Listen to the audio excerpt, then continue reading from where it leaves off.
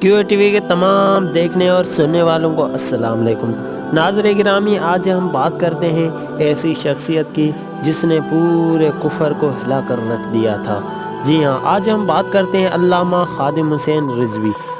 علامہ خادم حسین رضوی کی ولادت بسعادت۔ علامہ خادم حسین 22 نومبر 1966 اٹک کے گاؤں نقال کلان میں لال خان کے گھر پیدا ہوئے تھے۔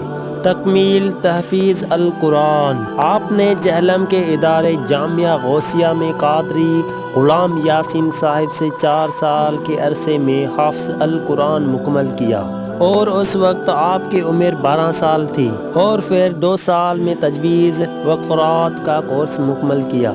تکمیل درس نظامی۔ آپ رحمۃ اللہ علیہ نے 1980 میں پاکستان کے عظیم عالی شان روحانی درس گاہ جامعہ نظامیہ لاہور میں داخلہ لیا اور 8 سال میں درس نظامی عالمی کورس مکمل کیا۔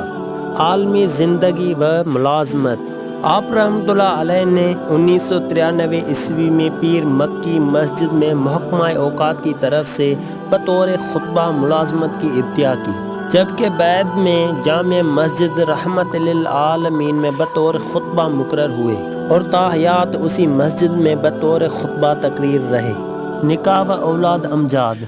آپ رحمۃ اللہ علیہ کا نکاح اپنی چاچا زادی سے ہوا، جس سے اللہ تعالیٰ نے 2 بیٹے اور 4 بیٹیاں عطا فرمائی، اور سب سے بڑا بیٹا حافظ سعد حسین رضوی ہے۔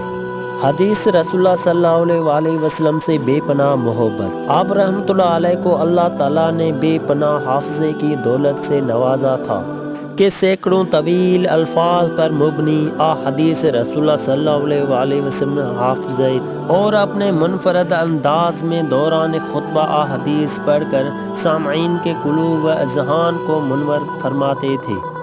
علامہ اقبال سے محبت۔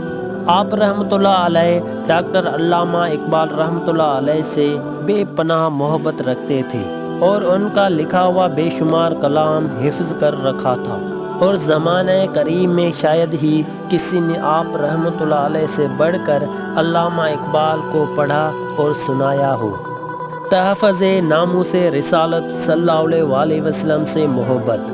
آپ رحمۃ اللہ علیہ نے غازی ممتاز حسین قادری رحمۃ اللہ علیہ کے معاملے کے بعد عزت و ناموس رسالت صلی اللہ علیہ وسلم کے موضوع پر کھل کر خیال اظہار کیا، جس سے لوگوں کی دلوں میں ناموس رسالت صلی اللہ علیہ وسلم کا جذبہ و تڑپ پیدا ہوئی، اور لوگ جوک در جوک محبت رسول صلی اللہ علیہ وسلم سے پیاسے دلوں کو راحت و سکون پہنچانے کے لیے آپ کی طرف بڑھتے چلے آئے، اور آپ رحمۃ اللہ علیہ کی مقبولیت میں دن بدن اضافہ ہوتا گیا۔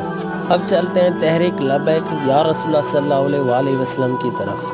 غازی ممتاز حسین قادری رحمۃ اللہ علیہ کو پھانسی دیے جانے کے بعد آپ نے سیاست میں عملی قدم رکھا، اور آپ کی جماعت کو بے پناہ مقبولیت و شہرت حاصل ہوئی، اور اس کا عملی ثبوت گزشتہ الیکشن میں لاکھوں ووٹ حاصل کرنا تھا، اور اسی جماعت کے ٹکٹ سے ایک MP سندھ اسمبلی میں منتخب ہوا۔ مشکلات کا سامنا۔ آپ رحمۃ اللہ علیہ کو زندگی میں بہت سے مشکلات کا سامنا کرنا پڑا۔ قید و بند کی صحبتیں برداشت کی، اہل خانہ پر بار بار تشدد کیا گیا اور 4تھ شیڈول میں ڈالا گیا، مختلف قسم کی پابندیاں لگائی گئی، لیکن اس مرد مجاہد نے ہمیشہ تحفظ ناموس رسالت صلی اللہ علیہ وسلم کو کھل کر بیان کیا، اور کبھی بھی باطل کے سامنے جھکنا یا ڈرنا گوارا نہیں کیا، جن کی گواہی ان کے مخالفین بھی دیتے ہیں۔ اب چلتے ہیں میڈیا کی دو رخی۔ 500 افراد کی سیاسی جلسے کو ہزاروں دکھانے والے میڈیا نے آپ رحمۃ اللہ علیہ کی تحریک کے ہونے والے ہزاروں افراد پر مشتمل جلوس کو کبھی بھی کوریج نہ دی۔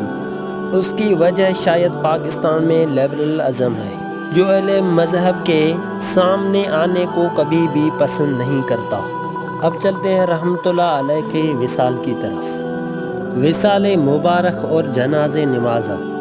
آپ رحمتاللہ علیہ 19 نومبر 2020 عیسوی مطابق 4 ربیع الثانی بیماری کی حالت میں اس دار فانی سے رخصت ہوئے اور لاکھوں دلوں کو غمناک کر گئے، اور آپ رحمۃ اللہ علیہ کے جنازے میں 1 کروڑ سے بھی زیادہ افراد نے شرکت کی، جو پاکستان کی تاریخ کا سب سے بڑا جنازہ تھا۔